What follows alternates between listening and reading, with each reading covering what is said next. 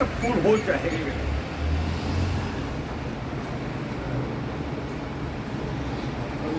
बहुत दिन के बाद आई आशीर्वाद है ढेर कर ढेर का आशीर्वाद ढेर मिला है लागत है। ढेर कर मनोकामना पूरी हुई। ओम नमो भगवते परमहंसास्वादित चरण कमल जन मकरंदाय भक्त जनमानस निवासाय श्री रामचंद्राय श्री हनुमते नमः। श्री गुरुचरण कमलेभ्यो नमः। श्री सीतानाथ समारंभां श्री रामानंदार्य मध्यमाम् अस्मदाचार्य पर्यन्तां वंदे गुरु परंपराम्। नारायणं नमस्कृत्य नरं चैव नरोत्तमं देवीं सरस्वतीं व्यासं ततो जयमुदीरयेत्। कात्यायनी महामाये भवानी भुवनेश्वरी संसार सागरे मग्नं मामोदर कृपामये। ब्रह्म विष्णु शिवाराध्ये प्रसीद जगदम्बिके। मनो अभिरसितं देवी वरम देहि नमोस्तुते। सुधा कूपारान्तः त्रिदश तरुवाटी विलसिते। मणिद्वीपे चिन्तामणिमय गृहे चित्ररुचिरे विराजन्तीम् अम्बां परशिव हृदि स्मेरवदनाम्। नरो ध्यात्वा भोगं भजते खलु मोक्षं च लभते। ब्रह्मैष अच्युत सक्राद्यैः मुनिभिः उपासिता। जगतां श्रेयसे सा अस्तु मणिद्वीपाधिदेवता। जय सुखदेव मुनीश्वर यदुपतिदास अनन्य। जयति वादरायण चरण करण मोहि जगधन्य। भक्ति भक्त भगवंत गुरु चतुर नाम बपु एक। इनके पदवंदन किए नासै विघ्न अनेक। बोलो जगत जननी जगदम्बा महारानी की जय।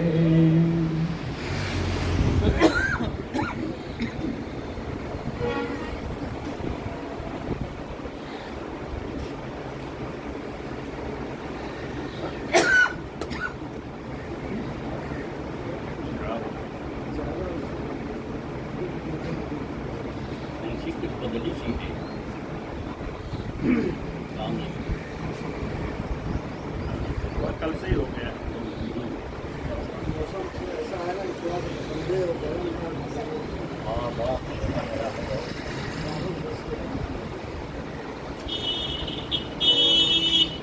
फिर भी मन नहीं माना दोनों से मिलने का चले ही आए।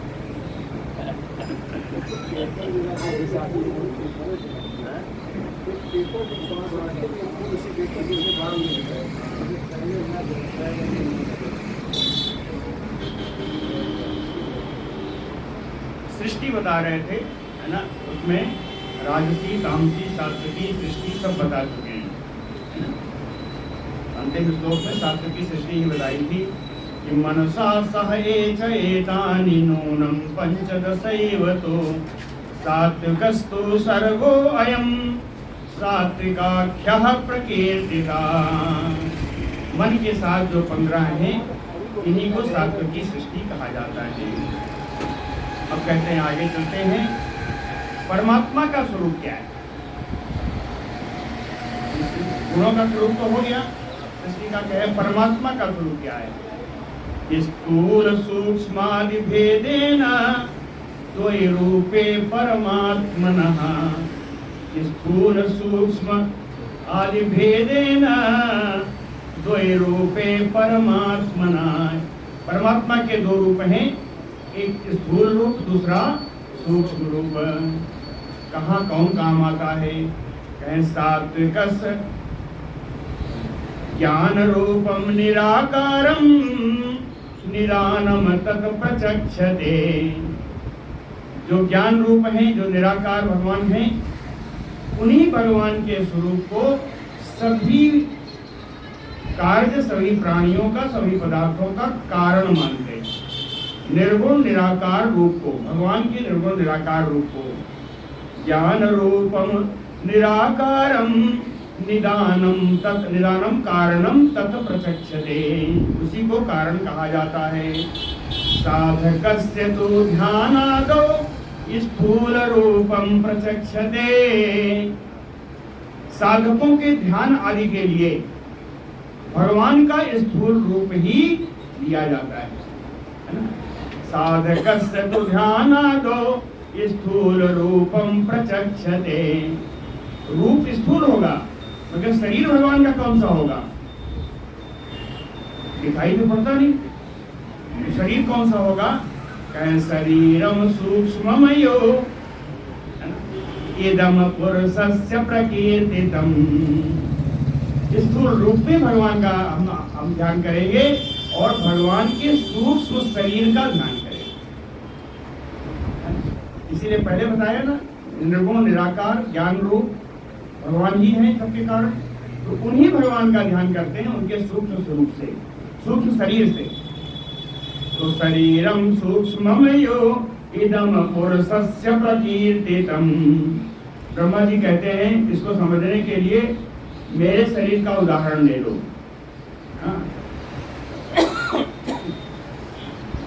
मम चैव शरीरम वै सूत्रमयिति अभिधीयते। मेरा शरीर ही सूत्र संज्ञक है। अभिधीयते यानी नाम, यानी संज्ञा, है ना। मेरा शरीर ही सूत्र संज्ञक है ना। अस्थूलम शरीरम वक्ष्यामि ब्रह्मणः परमात्मनः। अपने शरीर को सूत्र मान करके अब मैं परमात्मा के स्थूल विराट स्वरूप का वर्णन करूंगा। अस्थूलम शरीरम वक्ष्यामि, किसका, ब्रह्मणः परमात्मनः, परब्रह्म परमात्मा के स्थूल विराट स्वरूप का वर्णन करूंगा। श्रेणु नारद यत्नेन, अगर चित्त भ्रमित हुआ तो सुनाई नहीं पड़ेगा, समझ में नहीं आएगा। इसलिए श्रेणु नारद यत्नेन यत श्रुत्वा, जिसको सुन करके विप्रमुच्यते। कल उन्होंने कहा था कि ऐसा कोई ज्ञान दीजिए कि यथा अहम विप्रमुच्यते। आज उन्होंने कहा ध्यान देकर सुनना, यत श्रुत्वा विप्रमुच्यते। आपको बताया था 2 उपसर्ग लगे इसमें, प्रकृष्ट करणात् विशिष्टत्वात्, जो विशिष्ट भी हो और प्रकृष्ट भी हो, ऐसी मुक्ति मुझे चाहिए, अर्थात पूर्ण रूपेण मुक्ति होगी। तो ब्रह्मा जी ने कहा है नारद सुनना ध्यान देके, इसी को सुन करके पूर्ण मुक्ति हो जाएगी। श्रेणु नारद यत्नेन यत श्रुत्वा विप्रमुच्यते। इसके संबंध में तन्मात्राणि भूत सूक्ष्माणि यानि पुरा उक्तानि। पंचभूत क्या है, पंच तन्मात्राएं क्या हैं, इनका स्वरूप, इनका नाम मैं पहले ही बता चुका हूँ। तन्मात्राणि भूत सूक्ष्माणि यानि पुरा उक्तानि, है ना, पहले ही बता चुका हूँ। अब एक ऐसा बताने जा रहे हैं जिसको आप लोगों को भी समझ में कम ही आएगा, लेकिन मैं तो पढ़ दूंगा, बता दूंगा, समझ में नहीं आएगा, ये पक्का है। इसको एक क्रिया है पंचीकरण, पंचीकरण की क्रिया है। पंचीकृत्य तो तानि एव पंचभूत समुद्भवः। इन्हीं पंचभूतों को, पंच तन्मात्राओं को पंचीकृत कर देते हैं, इनका संयोग की विधि है, इनको मिला देते हैं, तभी पंचभूत महासमुद्भवः, पंचभूतमय शरीर उत्पन्न हो जाता है। इनके मिलाने से ही पंचभूतमय शरीर उत्पन्न हो जाता है। पंचीकरण भेदो अयम श्रेणु संबद्धतः किल। मैं बता रहा हूं, तुम सुनो पंचीकरण क्या होता है। पंचीकरण भेदो अयम। कहे पहले क्या करिए, कहे प्रथमम रस तन मात्राम उपादाय मनसि अपि। रस तन मात्रा को आप अपने मन में विचार करें, ऐसा विचार करें कि मैंने उसको हाथ में ले लिया, रस तन मात्रा को। रस तन मात्रा उपादाय प्रथमम मनसि अपि। जब आप विचार करेंगे कि मैंने रस तन मात्रा को ले लिया, तो इसका रस तन मात्रा का स्थूल रूप क्या है? जल है। स्थूल रूप जल है ना, जल का ही गुण है विशिष्ट रस। क्योंकि इसका स्थूल रूप आपके सामने आ जाएगा, भवति चा उदकम। रस तन्मात्रा का ही मन में विचार करने से इनका स्थूल रूप जल आपके सामने आ जाएगा। कल्पये तथा तद्वै तथा भवति। अब अपने मन में ही कल्पना करिए कि इस जल को मैंने दो भागों में विभाजित कर दिया। तद्वै तद्वै, दो भागों में इसको विभाजित कर दिया। क्या दो भागों में विभाजित हुआ? अवशिष्टानां चैव भूतानां, जो बचे हुए पंचभूत हैं, जल विभाजित हो गया, बाकी चार और बचे हुए हैं। कैशिष्टानां च भूतानां अंशान कृत्वा पृथक पृथक, अंशान कृत्वा पृथक पृथक। इन सबके भी, इन जो चार बचे हैं, इन सबके भी दो दो भेद कर दीजिए। इन सबके भी दो दो भेद कर दीजिए। उदके मिश्रेत च अंशान कृत रसमयेततः। जल का आपने दो भाग किया है, तो जो एक भाग है, दो में से एक भाग लीजिए और उस एक भाग के चार भाग कीजिए। दो में से एक, आधे में, आधे जल में आधे का चार भाग करिए, और बाकी जितने तन्मात्राएं हैं, बाकी जितने पंचभूत हैं, उनका आधा आधा किया हुआ है, तो उनके आधे के भी आधे के चार चार कर दीजिए। सबके, है ना, सबके चार चार कर दीजिए। अब जो सबका एक तो आधा आधा बचा और एक चार चार भाग में बचा, तो उसको अपने में ना मिला के बाकी चारों में इन चारों भागों को मिलाते जाइए। तो पिंडीकरण किसी ने देखा है? श्राद्ध पिंडीकरण आपने देखा हो, एक ही बनता है, उसके तीन भाग करो, फिर इसको इसमें मिलाओ, उसको इसमें मिलाओ, पंचीकरण होता, पिंडीकरण होता, उसको सपिंडीकरण कहते हैं। और देखिए एक बार बता दें आपको, जैसे विवाह और अंत्येष्टि दोनों में क्रियाएं बराबर होती हैं।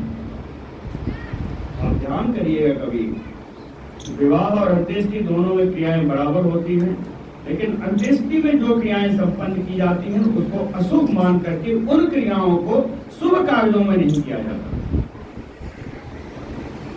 जैसे वहां की पूरी जो बनती है दोना पर की, वो तेल घी मिला के बनती है, जबकि सब व्यावहारिक जीवन में तेल घी कभी मिल गया तो उसको हम लोग कहेंगे नहीं खाएंगे, अशुभ।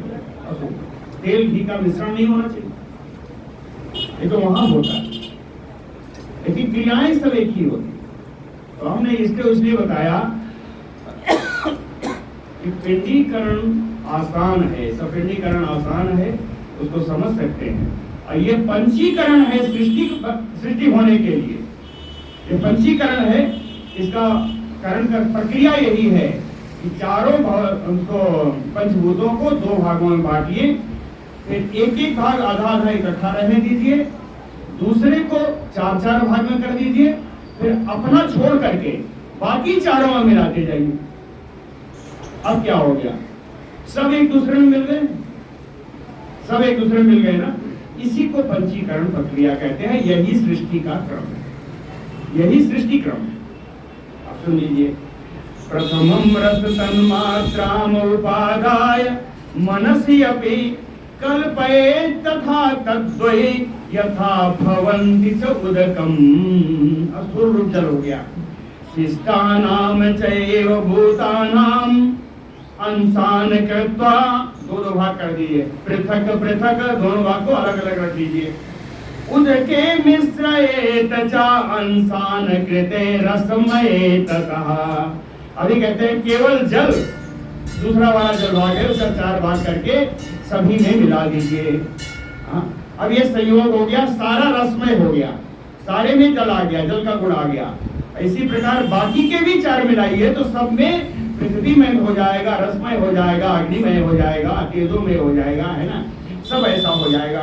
तदा भूत विभागे च चैतन्य प्रकाशिते। इस प्रकार जब भूतों का, पंचभूतों का विभाग हो जाता है तो वहां पे एक चैतन्यता प्रकाशित होती है, अभी आई नहीं। एक चैतन्य स्वरूप जो है जाहिर होता है कि ऐसा कुछ आ रहा है। ऐसा जाहिर क्यों होता है?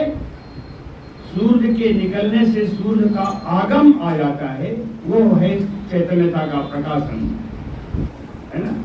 तो कहे चैतन्यस्य प्रवेशात्, तो अब चैतन्य इस पंचभूत के पंचीकरण पंचभूत में, महाभूत में यह प्रवेश कर जाता है।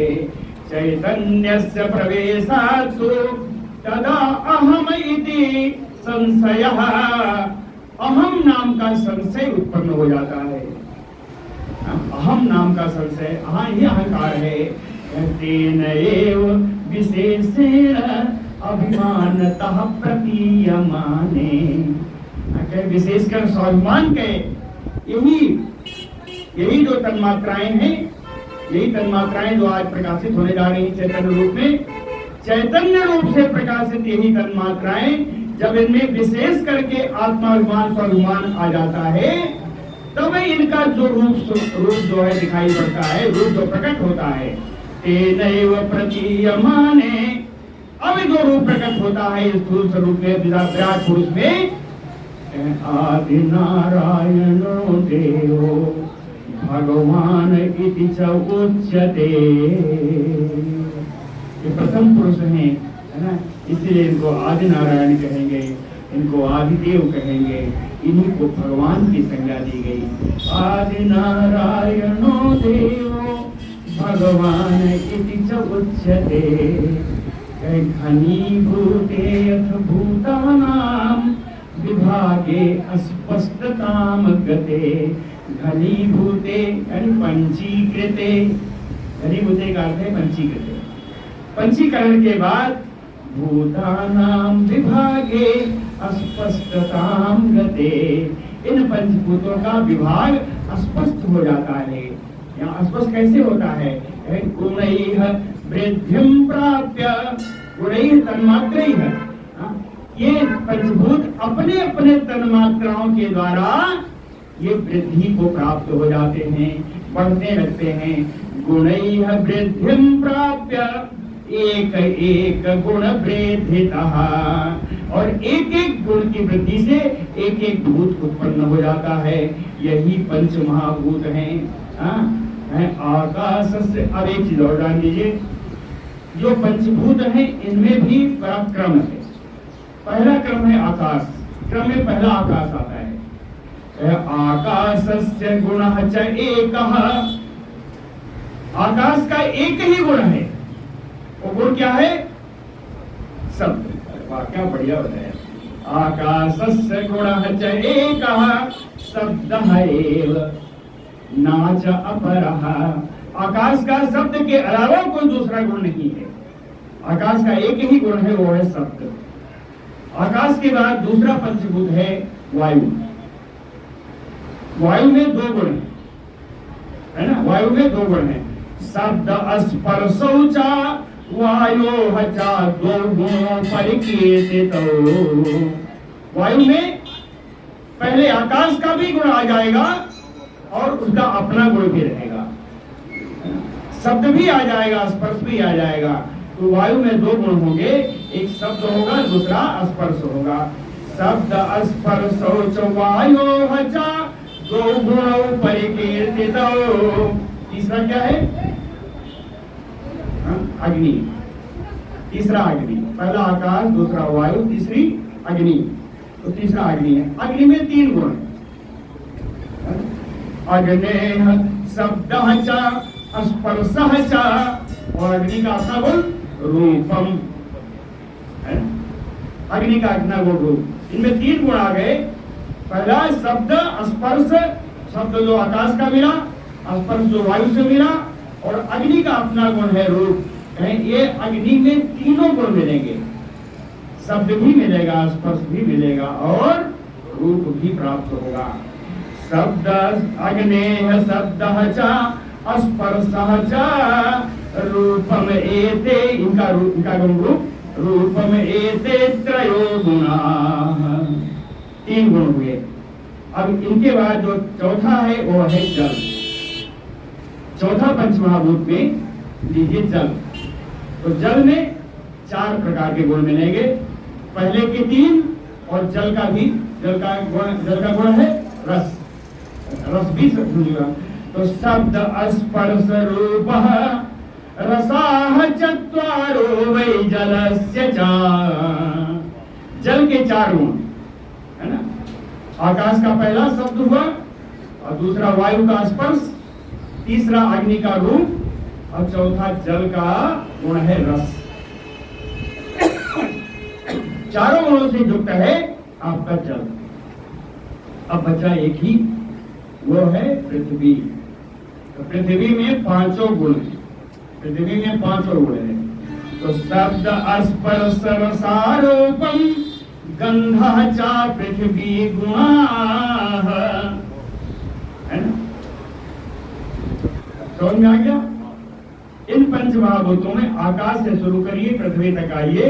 आकाश में 1 गुण है ना, वायु में 2 गुण, अग्नि में 3 गुण, और जल में 4 गुण, और पृथ्वी में 5 गुण।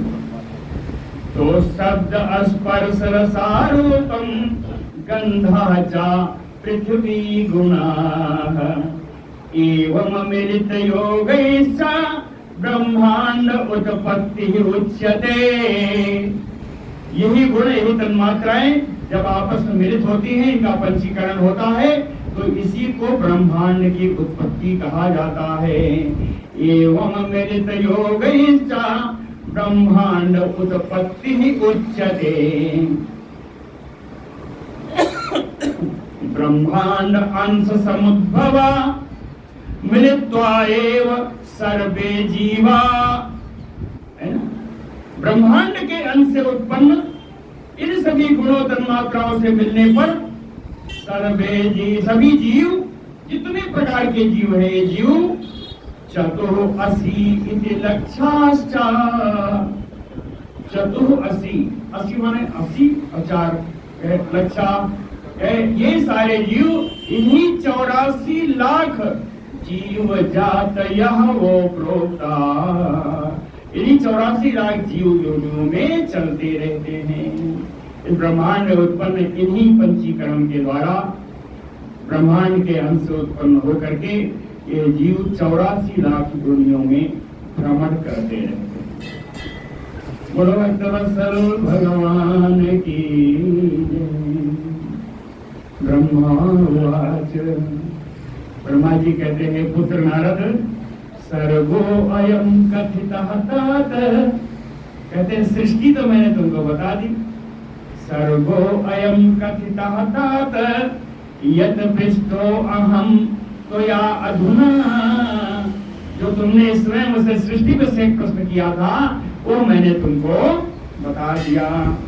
अब एक तुम्हारा प्रश्न बाकी है, वो भी बता देता हूँ। क्या है?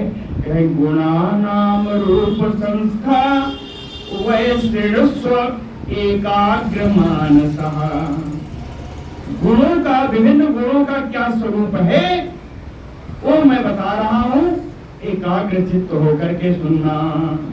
गुणानाम रूप संस्था वैश्रेणस्व एकाग्र मानसः। ये 3 गुण है, सब जानते हैं। एक तरफ से चलिए, सत्वम प्रीत्यात्मकम ज्ञेयम। सत्व गुण क्या है? एक प्रीति स्वरूप है। सत्य गुण का स्वरूप प्रीत्यात्मक स्वरूप है। प्रीति क्या है? प्रीति समुद्भव सुखात्। यही प्रीति है जो सुख से उत्पन्न होती है। सुखात, यहाँ पंचमी है, सुखात उद्भवः प्रीति, सुख से प्रीति उत्पन्न होती है। यही प्रीति सत्वगुण का आधार है। और सत्वगुण के लक्षण क्या है? आर्जवम च तथा सत्यम शौचम श्रद्धा क्षमा धृतिः अनुकंपा तथा लज्जा शांति संतोष एव च। ये सत्वगुण के लक्षण है। आर्जवम, आर्जवम माने कहते हैं इसको क्या, जितना मारो बोलते ही नहीं, सरलता। आर्जवम का अर्थ है सरलता। सत्यम, शौचम पवित्रता, श्रद्धा, क्षमा, धृति यानी धैर्य, अनुकंपा दया करना, लज्जा, शांति, संतोष। लज्जा, शांति रहना और संतोषी रहना। कहते हैं ये एतैः सत्व प्रतीतिश्च जायते निश्चला सदा। ये सत्वगुण के लक्षण हैं।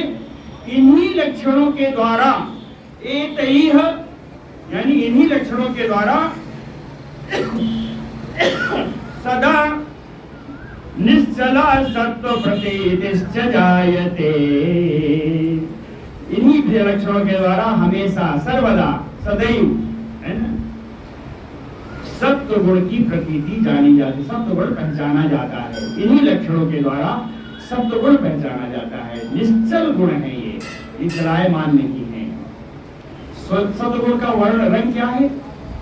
श्वेत वर्णम तथा सत्वम। सत्व गुण का रंग है सफेद। श्वेत वर्णम तथा सत्वम धर्मे प्रीतिकरम सदा। धर्म में प्रीति उत्पन्न कराने वाला है सत्वगुण। धर्मे प्रीतिकरम सदा और सत श्रद्धा उत्पादकम, ईश्वरीय श्रद्धा को उत्पन्न करने वाला। सत्य क्या है? सत्य जो ईश्वरीय वही सत्य है। असत क्या है? जो संसारी है वो असत है। दो ही भेद है। सत श्रद्धा उत्पादकम, तो ईश्वरीय श्रद्धा को उत्पन्न कराने वाला है। नित्यम सदा, है ना। असत श्रद्धा निवारकम, संसार संबंधी श्रद्धाओं को निवारक करने वाला है, खत्म समाप्त करने वाला है। सात्विकी राजसी च एव तामसी च तथा परा श्रद्धा तु त्रिविधा प्रोक्ता मुनि भी तत्वदर्शी भी। कहते हैं ये श्रद्धा बताया, हमने बताया दो ही तरीके की, लेकिन ये बता रहे हैं तीन तरीके की। श्रद्धा तो त्रिविधा प्रोक्ता, हमें तो कुछ आता नहीं, यहाँ कौन बता रहा है? कहे मुनि भी, इससे भी काम नहीं जा। कहे तत्वदर्शी भी, तत्वदर्शी मुनियों के द्वारा यह श्रद्धा तीन प्रकार की बताई गई है। तत्वदर्शी मुनियों के द्वारा यह श्रद्धा तीन प्रकार की है। कौन? सात्विकी राजसी च एव तामसी तथा अपरा। सात्विकी श्रद्धा, राजसी श्रद्धा और तामसी श्रद्धा, ये तीन प्रकार की है। कहते हैं आप सत्वगुण बहुत हो गया, चलो रजोगुण पे चलते हैं। रक्तवर्णम रजः, रजोगुण का रंग लाल है। रक्तवर्णम रजः प्रोक्तम अप्रीतिकरम, यह प्रीति उत्पन्न नहीं करता, लेकिन अद्भुतम, यह रजोगुण है अद्भुत, अद्भुत है, प्रीति उत्पन्न न करने वाला है। अप्रीतिकरम अद्भुतम, अप्रीति क्यों होती है? कह रजोगुण का मुख्य कारण दुख है। वहां सुख था ना, वहां सुख था, यहाँ दुख है। कहे दुख योगात अप्रीति भवति एव सुनिश्चिता। दुख योग के कारण ही अप्रीति उत्पन्न होती है, ये निश्चित है। अप्रीति ही दुख योगत्वात् भवति एव सुनिश्चिता। अब रजोगुण के लक्षण सुन लीजिए। प्रद्वेषोऽवथ तथा द्रोहो मत्सरः अस्तंभ एव च उत्कंठा च तथा निद्रा श्रद्धा तत्र च राजसी।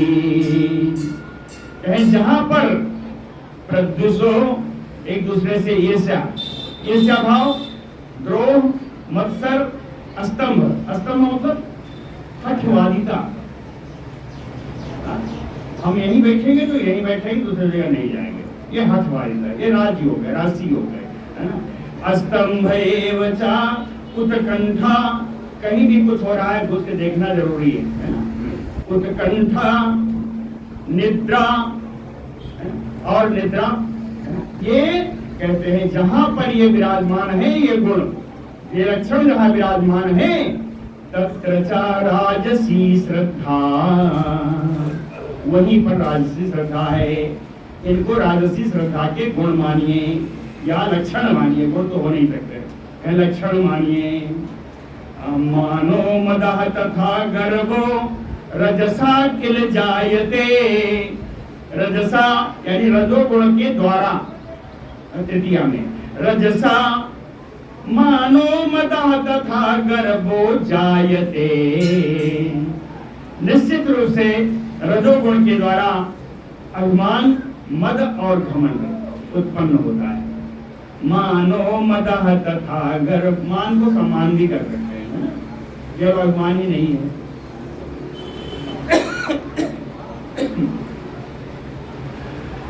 राजत्व एतैः लक्षणैः विचक्षणैः प्रतिएत्यम्, इन्हीं लक्षणों के द्वारा बुद्धिमान लोग रजोगुण को पहचानते हैं। रजोगुण की यही लक्षण पहचान है। प्रत्येतव्यम यानी निर्धारित करते कौन, विचक्षणैः विद्वानैः एतैः लक्षणैः, इन्हीं लक्षणों के द्वारा विद्वान लोग रजोगुण का निर्धारण करते हैं। अब आते हैं तमोगुण पे। कहें कृष्ण वर्णम तमः प्रोक्तम, तमोगुण का रंग है काला। कृष्ण वर्णम तमः प्रोक्तम, मुख्य इनका गुण है, मुख्य इनका लक्षण है मोहनम विषाद कृतम, मोहित करना और विषाद, दुख उत्पन्न करना, ये मुख्य लक्षण है इनके। और जो लक्षण है वो भी सुन लीजिए। आलस्यम अज्ञानम निद्रा दैन्यम भयम तथा विवादः च एव कार्पण्यम कौटिल्यम रोष एव च, और है वैषम्यम अतिनास्तिक्यम परदोषानुदर्शनम। तमोगुण के बड़े लक्षण दिया, बड़े लक्षण आप जोड़ लीजिए कौन कौन है ना। आलस्यम, थोड़ा आज आराम करते हैं, इसी में कौन जाएगा शासन में डूबे। आलस्यम और कहाँ गया, अज्ञानम निद्रा दैन्यम दीनता, भयम भय होना, विवादः चैव पड़ोसी से या सभी से विवादे करते रहते हैं, तमोगुणी जो होते हैं। विवादः कार्पण्यम यानी कायरता, कायरता भी तमोगुणी है, कायर कभी नहीं होना चाहिए। हाँ, कार्पण्यम कौटिल्यम कुटिलता, दुष्टता, रोष एव च और क्रोध, वैषम्यम, कहीं इनको बढ़िया आए, इनको 500 दे दो, उसको 50 देना। वैषम्यम विषमता, विषम बुद्धि रखने वाला। वैषम्यम अति नास्तिक्यम, जो अत्यंत नास्तिक हो। परदोषानुदर्शनम, जो हमेशा दूसरों का दोष ही देखे। परदोषानुदर्शनम कहते हैं तमः तु एतैः लक्षणैः सर्वथा बुधैः प्रतिएतव्यम, इन्हीं लक्षणों के द्वारा तमोगुण की विद्वान लोग पहचान करते हैं। प्रतिएतव्यम तमः तु एतैः लक्षणैः, कौन? सर्वथा बुधैः विद्वानैः कामस्या श्रद्धया युक्तम। एक नहीं रह गया, गाते ने एक लाइन और लिखी, कहे तामस्या श्रद्धया युक्तम। इन ऊपर बताई गई तामसी श्रद्धा से जो युक्त व्यक्ति है वो एक ही काम करेगा, दूसरा कुछ नहीं करेगा। परताप उपपादकम, हमें सुख मिले न मिले, दूसरे को दुख मिले। परताप उपपादकम, दूसरे को दुख उत्पन्न कराने वाला विशेषकर ही तमोगुणी की पहचान है।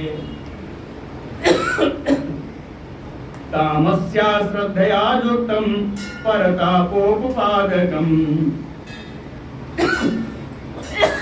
एक बढ़िया श्लोक आया, अभी से कितना पढ़ा है आज में, बढ़िया। सत्वं प्रकाशयितव्यं नियंतव्यं रजः सदा संहर्तव्यं तमः कामं जनेन शुभमईक्षता। शुभमईक्षता जनेन कल्याणम इक्षता जनेन जनेन नरेन लोकेन। कल्याण को चाहने वाले लोगों के द्वारा क्या किया जाना चाहिए? सत्वं प्रकाशयितव्यं, सतोगुण का प्रकाशन करना चाहिए। सतोगुण को बढ़िया बढ़ाना चाहिए। और नियंतव्यं रजः सदा, रजोगुण पर नियंत्रण रखना चाहिए। रजोगुण ना हो ऐसा नहीं कहा, नियंतव्यं रजः सदा, रजोगुण पर नियंत्रण रखना चाहिए। और संहर्तव्यं तमः कामम, और तमोगुण को तो मार देना चाहिए, इसका संहार कर देना चाहिए। यही सबसे अच्छा है। बड़ा सुंदर है, पढ़ते रहिए इसको। सत्वं प्रकाशयितव्यं नियंतव्यं रजः सदा संहर्तव्यं तमः कामं जनेन शुभम एच्छता। अन्योन अभिभवाच एते विरुध्यन्ति परस्परम। इनमें अन्योन्य भाव है, परस्पर एक दूसरे से भाव है।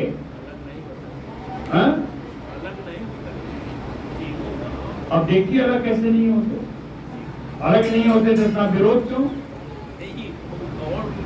अन्योन्य अभिभवाति एते विरोध्यन्ति परस्परम। यद्यपि एक दूसरे के विरोधी हैं, फिर भी एक दूसरे के बगैर नहीं रह सकते। ठीक कहा है आपने। अन्योन्याभिभवाच एते, ये एक दूसरे का अभिभाव यानी उसको दबाना चाहते, एक दूसरे को दबाना चाहते हैं, है ना। फिर भी जहां सत्वगुण की वृद्धि होगी वहां रजोगुण तमोगुण दबेगा। तो कहे अन्योन्या अभिभवाच एते विरुध्यन्ति परस्परम, लेकिन तथा अन्योन्य आश्रयाः, फिर भी ये दोनों एक दूसरे के, ये तीनों एक दूसरे के आश्रयी हैं। सर्वे न तिष्ठन्ति निराश्रयाः, ये सभी ये तीनों गुण एक दूसरे के आश्रय के बगैर नहीं रहते। सत्वं न केवलं क्वापि न रजो न तमः तथा, सत्वगुण कभी अकेले नहीं रहता, उसी प्रकार रजोगुण तमोगुण भी कभी अकेले नहीं रहता। मिलिता सदा सर्वे, ये सभी एक दूसरे से मिलकर के ही रहते हैं। इसीलिए इनको क्या कहा? अन्योन्याश्रयाः स्मृता तेन, इसी कारण से इनको अन्योन्या आश्रिता कहा, एक दूसरे पर आश्रित रहने वाला कहा। अन्योन्या आश्रिताः स्मृताः। अन्योन्य मिथुनात् च एव विस्तारं कथयामि अहम् शृणु नारद। कहते हैं अन्योन्य मिथुनात् च एव, एक दूसरे से मिल करके, एक दूसरे से मिल करके विस्तारम, इनका विस्तार कितना हुआ, कैसा हुआ? कथयामि अहम्, मैं अब कहने जा रहा हूं, नारद श्रृणु, हे नारद तुम सुनो, यत ज्ञात्वा, जिसको जान करके, मुच्यते भव बंधनात्, जिसको जान करके भव बंधन से, संसार बंधन से व्यक्ति प्राणी मुक्त हो जाता है। कहे अरे ब्रह्मा जी आपने बताया है नहीं, कह दिया कि ऐसे बनाया मुंह बड़ा सा नारद जी ने। तो ब्रह्मा जी ने फिर बहुत जोर से कहा कि संदेहो वत्र न कर्तव्यो, जो मैं कह रहा हूं तो शंका मत करना। संदेहो अत्र न कर्तव्यो, क्यों? ज्ञात्वा इति उत्तम मया वचः, मैं जानबूझ करके ये बात तुमसे कह रहा हूं, इसलिए इस पे संदेह मत करना। जानने की श्रेणी क्या है, जानने का क्रम क्या है? कहें ज्ञातम, पहले उसके बारे में जानकारी करिए, तथा अनुभूतम, फिर उसका अनुभव करिए, कहे फले सती, उसके परिणाम के बारे में जानिए, यत परिज्ञातम, ये उस बात वस्तु का परिज्ञान है। किसी वस्तु के बारे में अगर जानकारी करनी है तो पहले उसको जानिए, उसका अनुभव करिए, उसके फल के परिणाम जानिए, उसके परिणाम जानिए, फिर उस वस्तु के बारे में आप कह सकते हैं कि इस बारे में मुझे मालूम। ये परिज्ञान कहा जाता है। ज्ञातम तथा अनुभूतम फले सति तद्यत परिज्ञातम। एक उदाहरण बड़ा सुंदर दिया, उदाहरण की भूमिका बनाई अभी इस श्लोक में। श्रवणात् दर्शनात् चैव सपदि एव महापते महामते संस्कार अनुभवाच्च एव परिज्ञातम न जायते। हे महामते, हे महाबुद्धिमान नारद जी, श्रवणात् दर्शनात्, किसी के बारे में सुनने से, दर्शन करने से, संस्कारानुभवात, संस्कार जनित अनुभव करने से,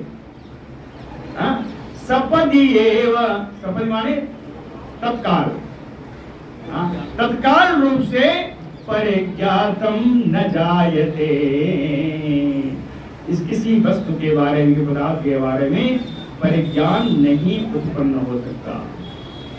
केवल दर्शन से, सुनने से, श्रवण, दर्शन और संस्कारानुभव, अनुभव करने से, केवल इतने से परिज्ञान नहीं होता।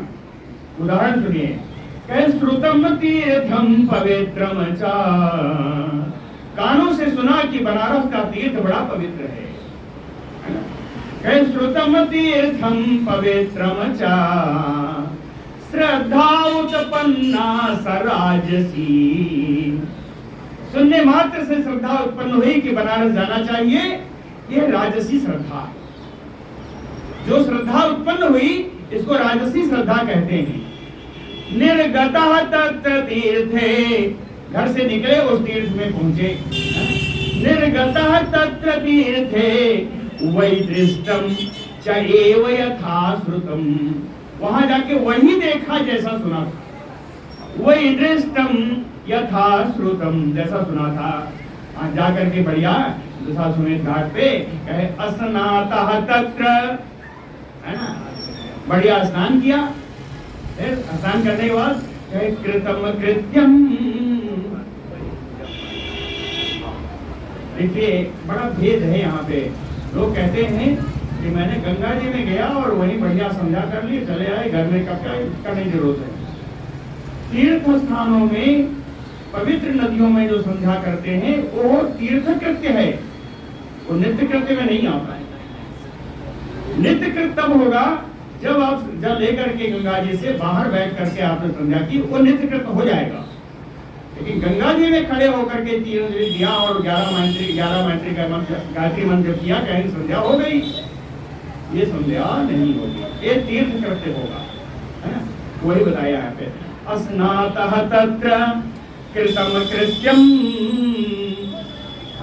जो कृत्य था वो किया, दत्तम दानम च राजसम, राजसी दान भी दिया, और स्थितः तत्र कियत कालम रजोगुण समावृतः, रजोगुण से युक्त होकर के कुछ दिन मैंने उस तीर्थ में निवास भी किया। स्थितः तत्र कियत कालम रजोगुण समावृतः राग द्वेषात्म निर्मुक्तः।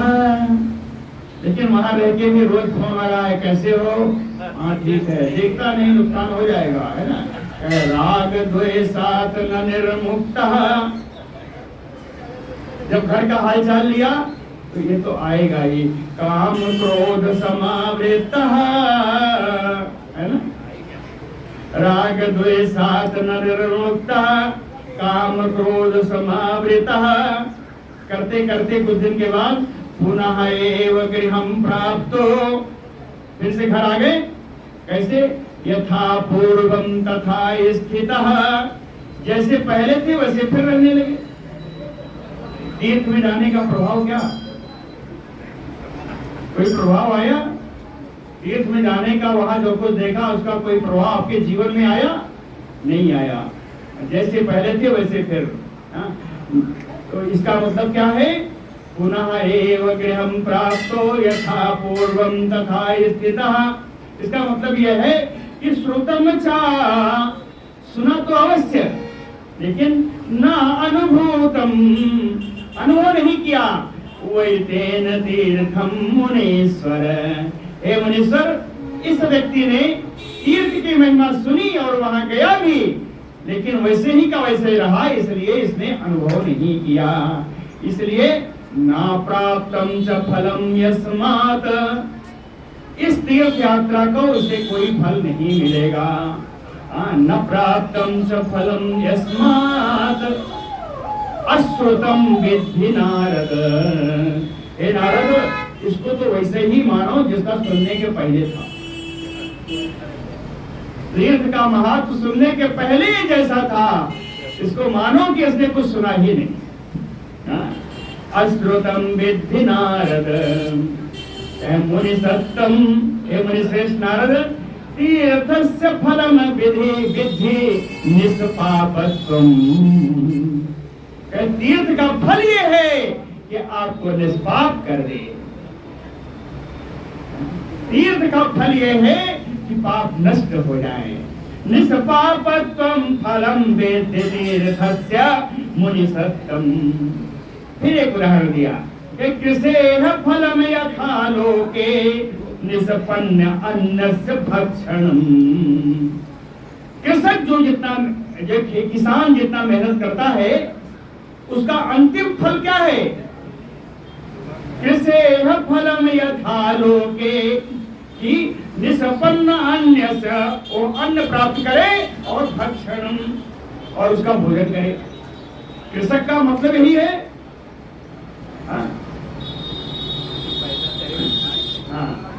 तो पाप देह विकाराये काम क्रोध आदयः परे, लोभो मोह तथा तृष्णो द्वेषा रागः तथा मदा, असूया ईर्ष्या अक्षमा अशांति पापानि एतानि नारद।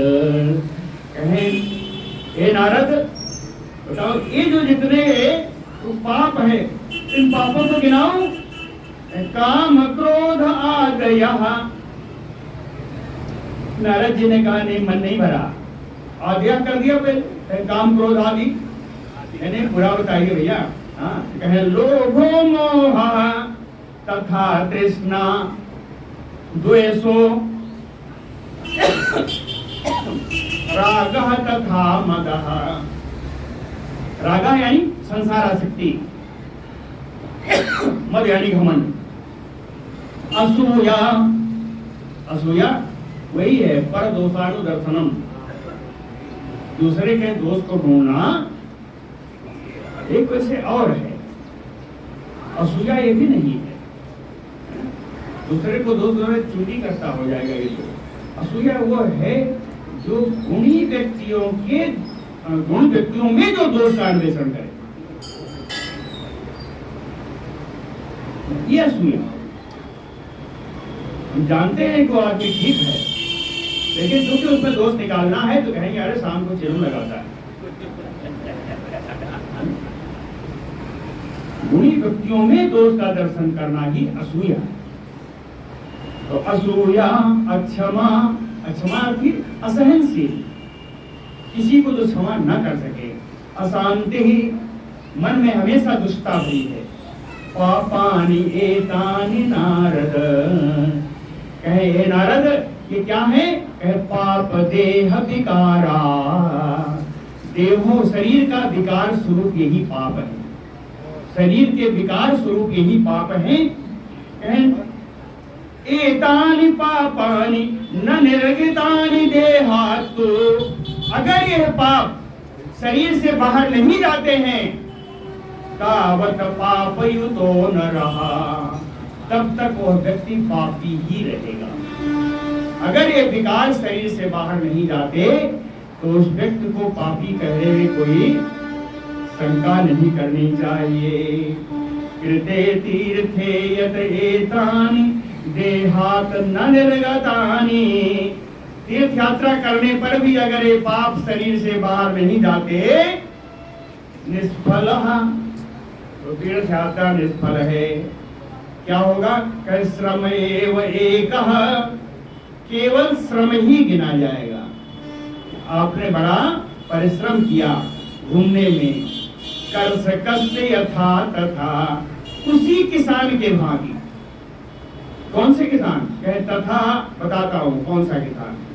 कहे ये उसी किसान के भांति होगा जो किसान श्रमेण आपीडितम क्षेत्रम, जो अपने खेत को बड़ा श्रम करके बढ़िया फावड़ा लगा करके बराबर करता है। कृष्टा भूमि सुदुर्घटा, बड़े परिश्रम से, बड़े इंतजाम से उस खेत को जोतता है। कृष्टा भूमि सुदुर्घटा, उसके बाद उत्तम बीजम महार्घम, कीमती, बेस कीमती बीज उसमें वो वपन करता है, बोता है ना।